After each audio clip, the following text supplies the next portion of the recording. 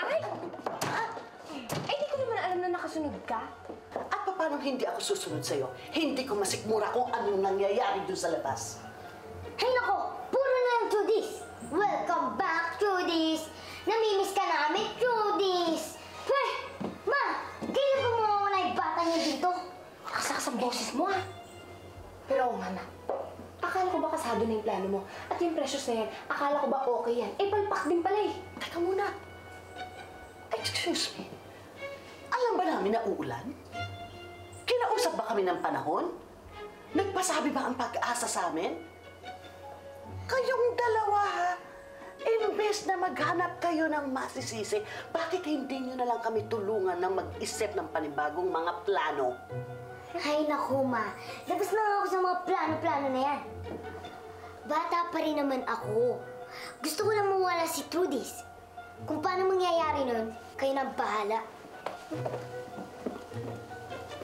At ma, bilang bilid na bilid ka naman dyan kay Precious, kayo na lang mag-usap.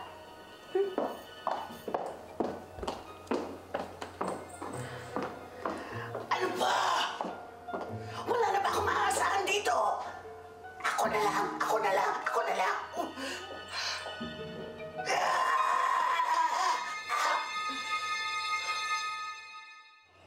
Miss Precious, okay lang po ba kayo dyan? Opo, nagpapahangin lang ako. Nagpapahangin? Eh, bakit nandyan po kayo sa mga paputok? Delikado po yan. Oo nga ho, kasi tinitingnan ko lang tong mga paputok. Sayang naman eh, kung hindi pa natin magagamit. Eh, mukhang nag-abala pa si Ma'am Loli. Gusto niya kasi bigyan ng magandang party si Trudy, sus nagkaganito pa. Oo nga eh. Pero siguro, mas okay na rin yung umulan na lang. Sabi nga nila, ang pagdating ng ulan, eh, tanda ng blessing. Siguro naman ngayon, mas pagpapalain pa si Trudis, di ba? Sana ngayong nagbalik na siya. Sunod-sunod na swerte naman, wala nang trahedya. Tama ka dyan. Sana.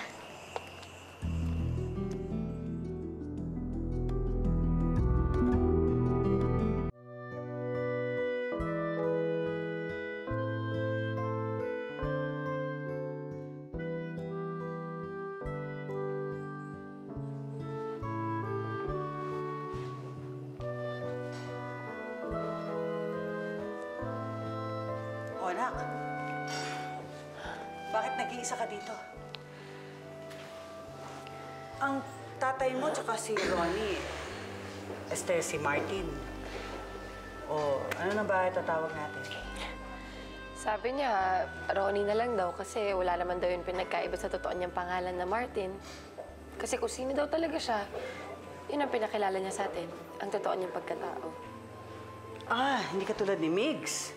Ay, nako, Nay. Pwede ba? Huwag na huwag niyo nang mababanggit yung pangalan na yan sa akin. Bakit, anak?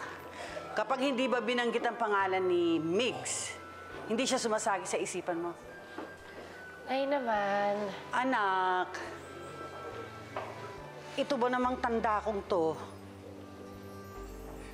Napagdaanan ko na yan eh. Naramdaman ko na rin yan. Nagagalit ka, naiinis ka. Gusto mo siyang isumpa, pero hindi mo magawa. Dahil sa kung anong hindi mo maintindihang dahilan, eh laging siya ang laman ng isip at puso mo. Hindi kaya. Sige, i-deny mo sa akin. Pero hindi mo pwedeng i-deny sa sarili mo. Paliwanag mo sa akin. Bakit hindi mo magawang mag-enjoy dahil wala siya dito? Sige nga, ipaliwanag mo.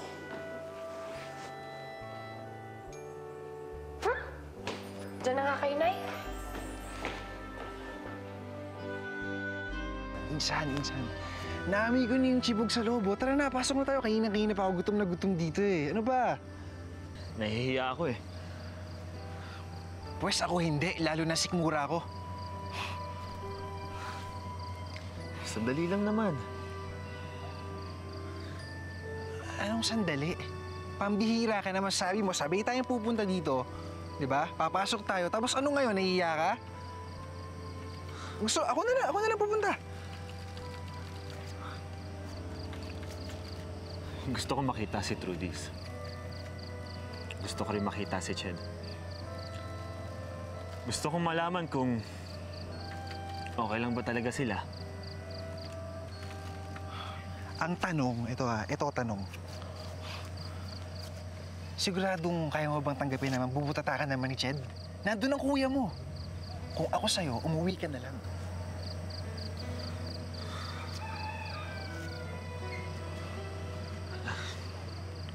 Gusto ko lang sanang makausap kahit si Trudis man lang.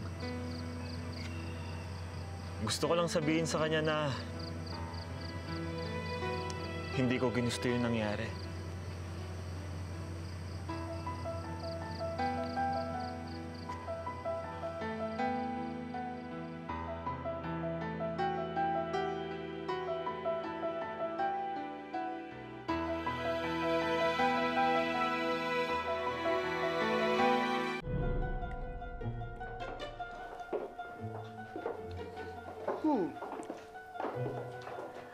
Mabuti naman nakakakain ka pa pagkatapos na nangyari kanina. Ikaw mo ako sisihin, ha? Hindi lang ikaw yung nabitin sa pagsabog na yun. Huwag kang mag-alala. Sa susunod, sisiguraduhin ko na sa mismong kwarto na ng bata yung pasabog. Ano yung pinag-uusapan yung pasabog? Saan mangyari yung pasabog? Ano to?